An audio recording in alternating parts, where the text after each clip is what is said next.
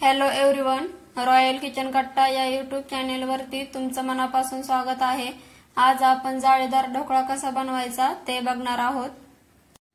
खास म्हणजे आपण हा ढोकळा ना इडली पात्रामध्ये बनवणार आहोत ना कुकरमध्ये, आपण याला कढईमध्ये बनवणार आहोत। चला तर मग रेसिपीला सुरुवात करूया। यासाठी इथं मी बेसन पीठ घेतलेलं आहे आणि हे बेसन पीठ चाळून घेतलेलं आहे। आता यामध्ये आपण थोडीशी हळद टाकायची आहे। हळद ही अगदी थोडीच टाकायची आहे, नाहीतर ढोकळा लाल होतो। तसेच चवीनुसार थोडंसं मीठ, थोडीशी साखर आणि अर्धी पळी तेल ओतायचं आहे।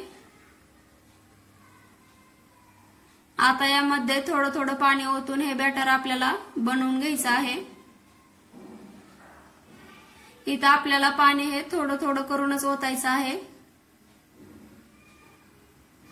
तुम्ही जर चॅनेलवरती नवीन असाल तर चॅनेलला लाईक, शेअर आणि सबस्क्राइब करायला विसरू नका। यामध्ये एकही गाठ किंवा गुठळी राहणार नाही, अशा पद्धतीने आपल्याला हे बॅटर बनवून घ्यायचं आहे। हे बॅटर बनवण्यासाठी तुम्ही इथं चमच्याचा देखील वापर करू शकता। तुम्ही इथं बघू शकता यामध्ये एकही गुठळी राहिलेली नाही। तुम्हाला हे याच कन्सिस्टन्सी मध्ये बॅटर बनवून घ्यायचं आहे आणि याला 10 मिनिट मुरण्यासाठी ठेवायचं आहे। इथं मी 10 मिनिट याला ठेवलेलं होतं।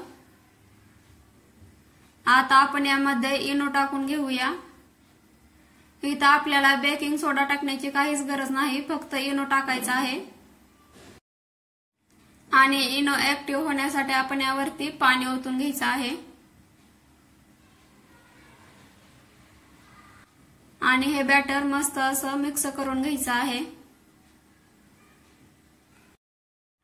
अगदी साध्या आणि सोप्या पद्धतीने आपण हा ढोकळा बनवणार आहोत। ढोकळा बनवण्यासाठी इथं मी 3 वाट्या घेतलेल्या आहेत। आता या वाट्यांना आपण तेल लावून घेऊया।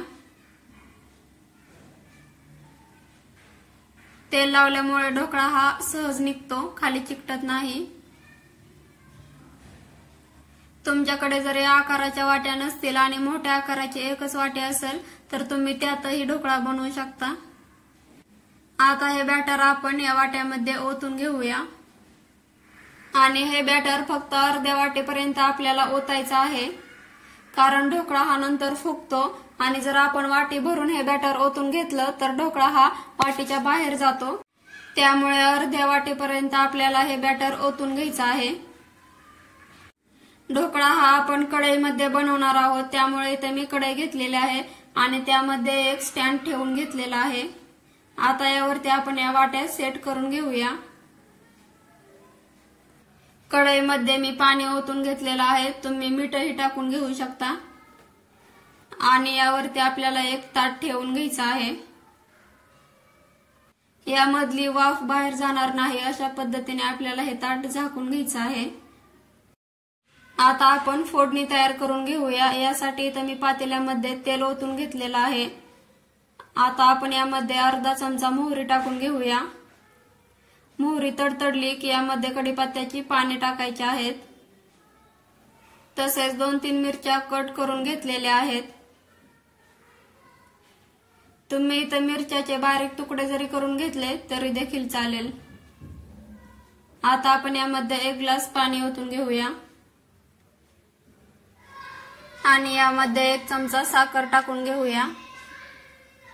मीठ मी बेसन पिठामध्ये जास्त टाकलेलं होतं, त्यामुळे इथं टाकलेलं नाही। आता आपण यामध्ये अर्धा लिंबाचा रस ओतून घ्यायचा आहे।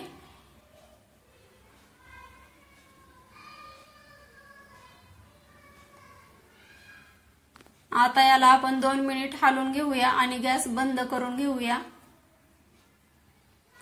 हा ढोकळा आपल्याला 15 ते 20 मिनिट वाफवून घ्यायचा आहे। 20 मिनिट झालेले आहेत। तुम्ही इथं बघू शकता ढोकळा मस्त असा फुगलेला आहे।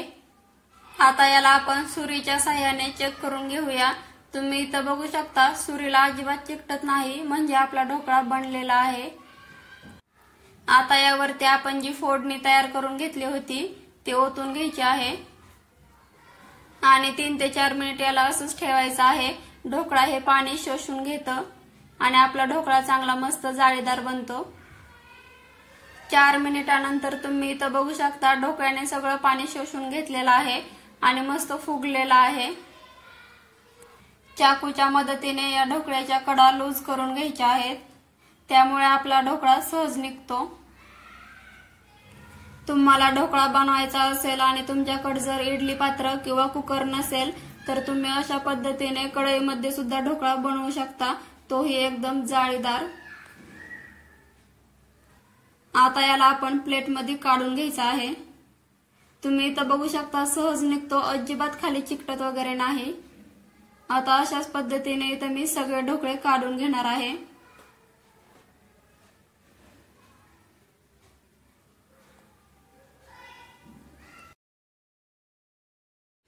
तुम्ही इथं बघू शकता तिन्ही ढोकळे छान निघलेले आहेत। आता आपण यावरती फोडणी टाकून घ्यायची आहे। तर मग कशी वाटली तुम्हाला माझी ही ढोकळा बनवण्याची पद्धत कमेंट बॉक्स मध्ये नक्की सांगा। तुम्ही ही घरी नक्की बनवा। ढोकळा बनवण्याची सगळ्यात सोपी पद्धत सांगितलेली आहे। यासाठी लागणारे जे साहित्य आहे ते आपल्या सगळ्यांच्या घरी उपलब्ध असतं, त्यामुळे तुम्ही हा जाळीदार ढोकळा नक्की घरी बनवून पहा। इथं मी तुम्हाला एक ढोकळा कट करून दाखवते। तुम्ही इथं बघू शकता किती जाळीदार आपला ढोकळा बनलेला आहे। चला तर मग भेटूया अशाच एखाद्या जाळीदार आणि खमंग रेसिपी सोबत।